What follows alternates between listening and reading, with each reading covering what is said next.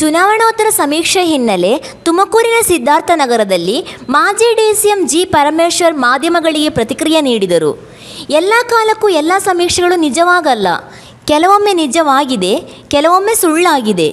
ಆದರೂ ಎಕ್ಸಿಟ್ ಪೋಲಲ್ಲಿ ಕಾಂಗ್ರೆಸ್ ಮುಂದಿದೆ. ಕಾಂಗ್ರೆಸ್ ಪರ ಅಲೆ ಇರೋದು ಸಾಬೀತಾಗಿದೆ. ಇನ್ನು ಏನಿದ್ದರೂ ಸಂಖ್ಯೆಯ ದೃಢೀಕರಣ ಅಷ್ಟೇ ಬಾಕಿ ಎಂದರು. ನಾವು 130 ಸ್ಥಾನ ಪಡೆಯುತ್ತೇವೆ. ಸರ್ಕಾರ ರಚನೆ ಮಾಡಲು ನಾವು ಮಾನಸಿಕವಾಗಿ ಸಿದ್ಧರಾಗಿದ್ದೇವೆ. ಸಿದ್ದರಾಮಯ್ಯ ಕೂಡ ವರುಣಾದಲ್ಲಿ ಯಾವುದೇ ತೊಂದರೆ ಇಲ್ಲದೆ ಗೆಲ್ಲುತ್ತಾರೆ. ನಾನು ಕೂಡ ಕೊರಟಗೆರೆಯಲ್ಲಿ ಹಿಂದೆಗಿಂತ ಹೆಚ್ಚಿನ ಬಹುಮತದಲ್ಲಿ ಗೆಲ್ಲುತ್ತೇನೆ. 2013ರಲ್ಲಿ ನಾನು 120 ಸೀಟ್ ಬರುವ ಮುನ್ಸೂಚನೆ ನೀಡಿದ್ದೆ. ಆದರೆ 122 ಸ್ಥಾನ ಬಂದಿತ್ತು. ಈಗ ನಾನು 130 ಸ್ಥಾನ ಎಂದು ಹೇಳಿದ್ದೇನೆ. ನನ್ನ ಲೆಕ್ಕಾಚಾರ ಸರಿಯಾಗಬಹುದು ಎಂದು ವಿಶ್ವಾಸ ವ್ಯಕ್ತಪಡಿಸಿದರು. ಸಿಎಂ ಆಯ್ಕೆ ವಿಚಾರ ಹೈಕಮಾಂಡ್ ತೀರ್ಮಾನಕ್ಕೆ ಬಿಟ್ಟಿದ್ದು. ಸಿಎಲ್ಪಿ ಅಭಿಪ್ರಾಯ ಸಂಗ್ರಹಿಸಿ ತೀರ್ಮಾನ ತಗೋತಾರೆ. ಈ ಸಂದರ್ಭದಲ್ಲಿ ಯಾರು ಒಳ್ಳೆಯ ಉತ್ತಮ ಆಡಳಿತ ಕೊಡುತ್ತಾರೋ ಅಂಥವರನ್ನು ಹೈಕಮಾಂಡ್ ಸಿಎಂ ಮಾಡಬಹುದು. ಹೈಕಮಾಂಡ್ ನನಗೆ ಸಿಎಂ ಕೊಡ್ತೀನಿ ಅಂದರೆ ಬೇಡ ಅನ್ನುತ್ತೇನಾ?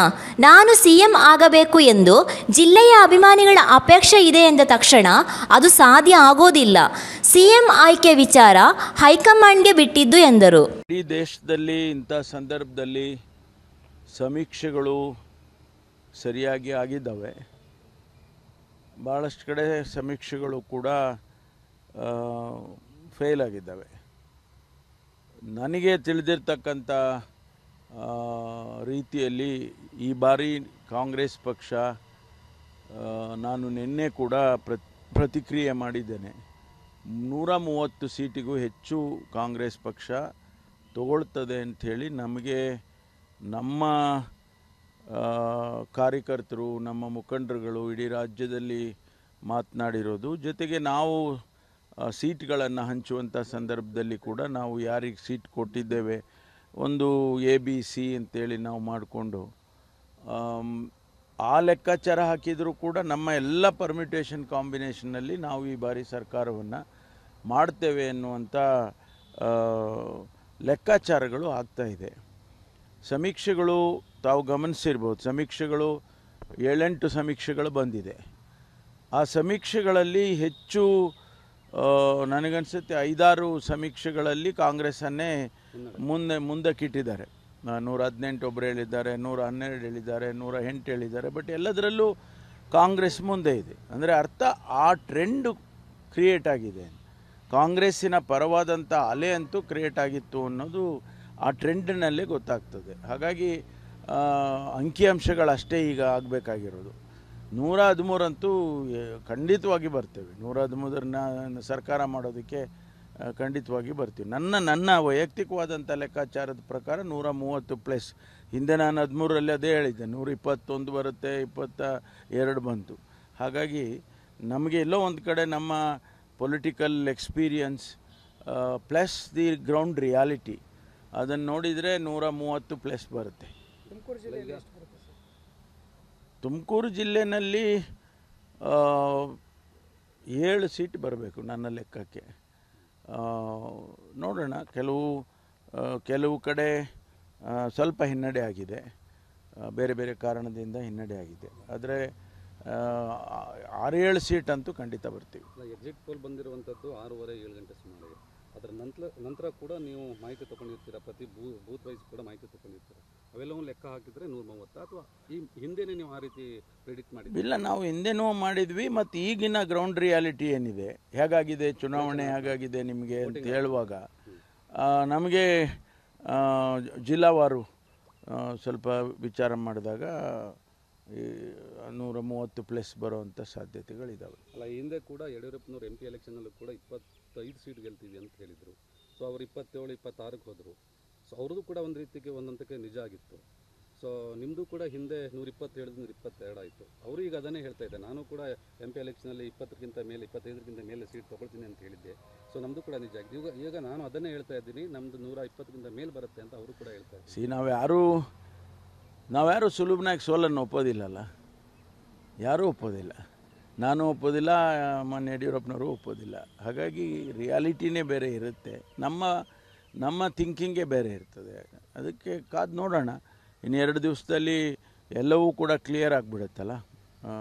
13 ಸಂಜೆವರೆಗೆ ಎಲ್ಲ ಕ್ಲಿಯರ್ ಆಗುತ್ತೆ. ಇದೆಲ್ಲ ನಮ್ಮ ಊಹಾಪೋಹಗಳು ಅಥವಾ ನಮ್ಮ ಅನಿಸಿಕೆಗಳು.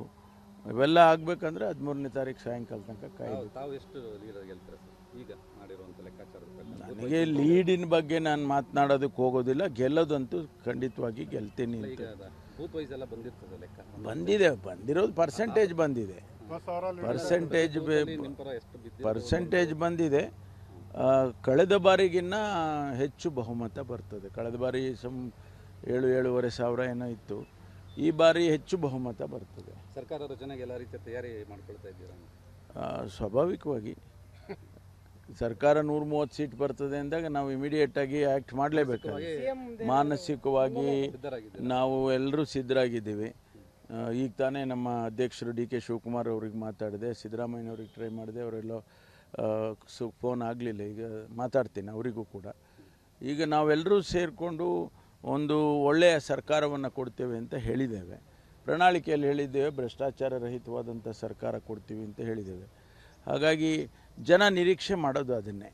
ಜನ ಇವತ್ತು ನಮಗೆ 4 ವರ್ಷದಿಂದ ಭಾಳ ಕೆಟ್ಟ ಸರ್ಕಾರ ಇತ್ತಪ್ಪ, ಈಗ ನಾವು ನಿರೀಕ್ಷೆ ಮಾಡ್ಬೋದು ಮುಂದೆ. ಅವರೇ ಓಟ್ ಹಾಕಿದ್ದಾರಲ್ಲ, ಒಳ್ಳೆ ಸರ್ಕಾರ ಬರಲಿ ಅಂತ ಅವರೇ ಓಟ್ ಹಾಕಿದ್ದಾರೆ. ಅದು ಯಾರಿಗೆ ಓಟ್ ಹಾಕಿದ್ದಾರೆ ಅನ್ನೋದು 13ನೇ ತಾರೀಕು ಸಂಜೆ ಗೊತ್ತಾಗ್ಬಿಡುತ್ತೆ. ಗೆದ್ದಿದ್ದಾರೆ ಸಿದ್ದರಾಮಯ್ಯನವರು. ಅದೇ ಡೌಟ್ ಬೇಡ, ಡೌಟ್ ಅವ್ರದ್ದು ಹಳೆ ಕ್ಷೇತ್ರ ಅದು.